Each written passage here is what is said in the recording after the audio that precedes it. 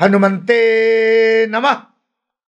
दर्शकगण, मैं आचार्य सत्यानंद।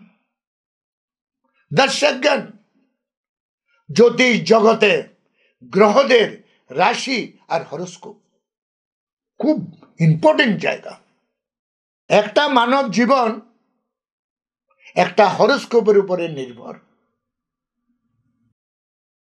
ভালো জ্যোতিষদের সঙ্গে যদি আপনি দেখা করেন, আপনার হরোস্কোপ ওর সাথে কোনার সাথে কথা বলবে, আপনার এমন এমন কথা বলে দিতে পারে যেটা আপনি ছাড়া কেউ জানেন না।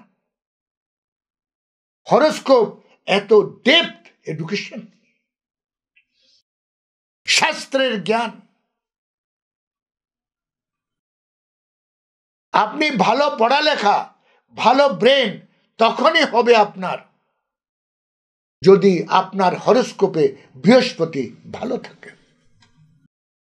বৃহস্পতি দেবগুরু, দেবতাদের গুরু, গ্রহ হওয়া সত্ত্বেও দেবতাদের গুরু বৃহস্পতি।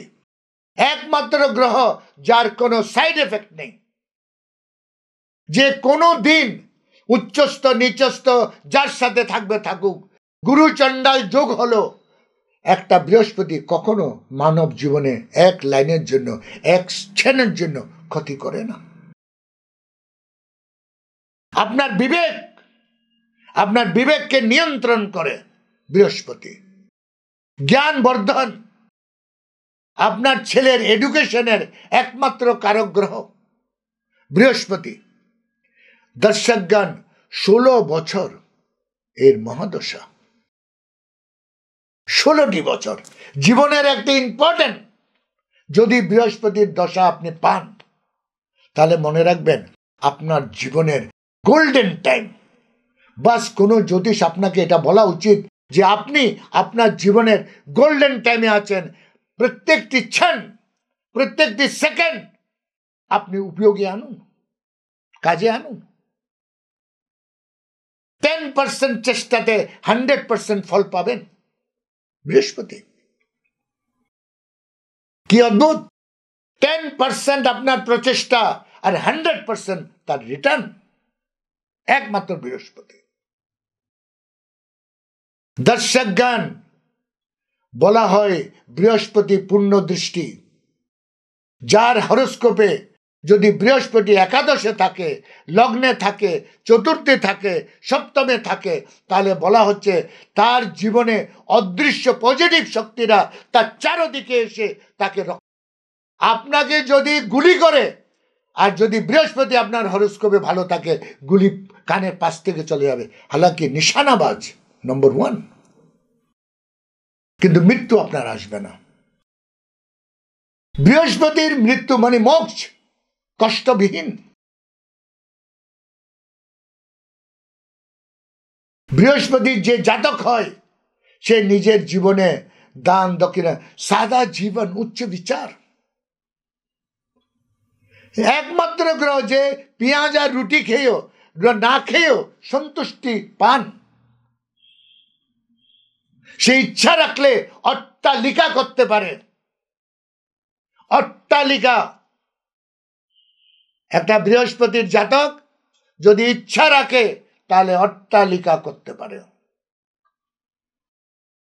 দর্শকগণ, বলা হচ্ছে শিক্ষা, দীক্ষা, ধর্ম, নৈতিকতা, সিস্টেমে চলা, সিস্টেমে চলা, এটা বৃহস্পতির গুণ। বৃহস্পতির জাতক ব্রাহ্মণ ফিচার। সে যদি নিম্ন স্তরের জায়গায় যদি জন্ম নেয়, তার ফিচার হবে ব্রাহ্মণ। নাক, নকশা, চোখ, মুখ, কালার যদি কালো হয়, তাহলে একটা শাইনিং,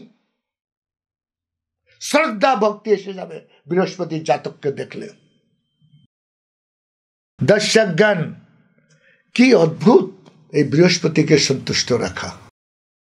অনেকবার আপনাদেরকে রেমেডি স্বরূপ বৃহস্পতি সম্বন্ধে বলেছি। দর্শকগণ, বলা হচ্ছে কোনো মন্দির, কোনো জায়গা, রান্নাঘর, যে কোনো জায়গায় 3টি হলুদের গাঁট হলুদ কাপড়ে বেঁধে রেখে দিন, ইয়া পুজো স্থানে দিয়ে আসুন। হলুদ কাপড়ের উপরে 3টি হলুদ গাঁট রেখে দিন। আপনার হরোস্কোপে যদি বৃহস্পতি খারাপ জায়গায়ও থাকে, বলা হচ্ছে কর্কটে বৃহস্পতি উচ্চস্থ, মকরে নিচস্থ, ধনু আর মীন তার হাউস, এইসব জায়গায় থাকলে তার কথা নেই। কিন্তু যদি বৃহস্পতি আপনার হরোস্কোপে খারাপ জায়গায় আছে, খারাপ জায়গায় কি? ষষ্ঠ স্থান, অষ্টম স্থান, দ্বাদশ স্থান,